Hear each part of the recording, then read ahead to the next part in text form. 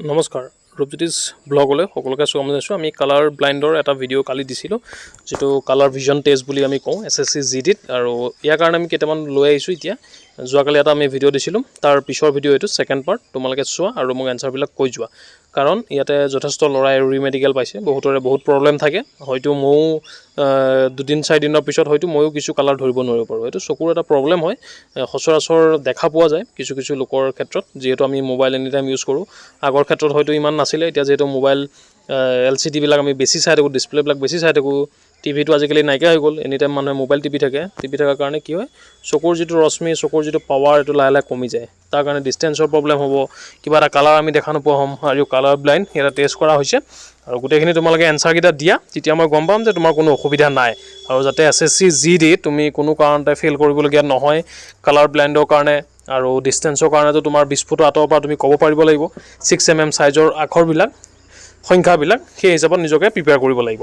আৰু বাকী চকুৰ কথাটো এনেকুৱাই, আমি যিহেতু মোবাইল এনি টাইম ইউজ কৰি থাকোঁ, এইটো কাৰণেও বহুতৰ বহুত প্ৰব্লেম হৈছে। ডিষ্টেঞ্চতো বহুত ৰিমেডিকেল পাইছে এইবাৰ, কালাৰ ভিজনতো এনেকুৱা ৰিমেডিকেল বহুতে পাইছে, আৰু বহুতে ইনফৰ্মেশ্যন দি থকাৰ কাৰণে বেয়াও পাইছে। দুইজনে কমেণ্ট কৰিছে, দাদা বেছিকৈ জনাই নাথাকিব, বহুত মানুহ পাছ কৰি যাব। সেইটো এটা প্ৰব্লেম আমাৰ অসমত। এতিয়া কি কৰিম তোমালোকে নিজেই কোৱা।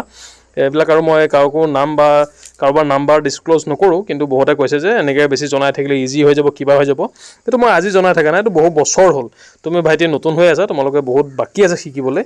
এইবিলাক আমি আজি কৰা নাই, এইটো বহু বছৰ পুৰণি, আৰু যেতিয়া তুমি SSC কথা একো নাজানা তেতিয়াৰ পৰা আমি এইবিলাক কাম কৰি আছোঁ।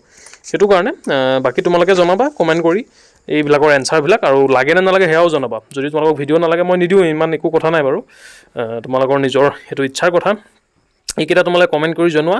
ইয়াতে 2-এজনে ভুল কৰিছে কালি, 2-এজনে শুদ্ধ দিছে, বহুতে মোক হোৱাটছএপতো দিছে, ইনষ্টাগ্ৰামতো দেখাইছে। ইয়াতে চোৱা কি কি দেখা পাইছে, তোমালোকে কমেণ্ট কৰি জনোৱা।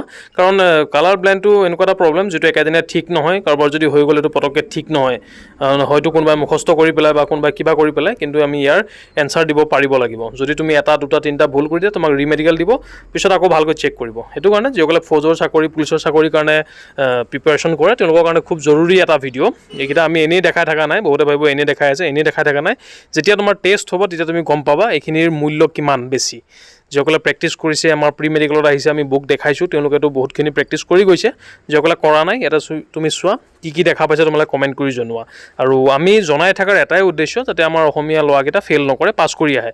বাকী এটা বেলেগ কোনো একো তেনেকুৱা অভিসন্ধি নাই যে কোনোবা বেয়া হ'ব, কাৰোবাৰ কিবা হ'ব। সেইটো কাৰণে আমি ভিডিঅ' নবনাওঁ, আমি সকলোৱে ভাল হোৱাটো বিচাৰোঁ। যাৰ কাৰণে মই দেখাই আছোঁ, এইবিলাক নেদেখালেও কথা নাই, দেখাই আছোঁ যাতে তোমালোকৰ প্ৰেক্টিছ এবাৰ হৈ যায়, আৰু তুমি তাতে গৈ যাতে নাৰ্ভাছ নোহোৱা, ভয় নকৰা, আৰু শুদ্ধকৈ যাতে তুমি এনচাৰ দি আহিব পাৰা ডক্টৰজনৰ ওচৰত। ভিডিঅ'বিলাক পাৰিলে অকণমান শ্বেয়াৰ কৰি দিবা। Thank U.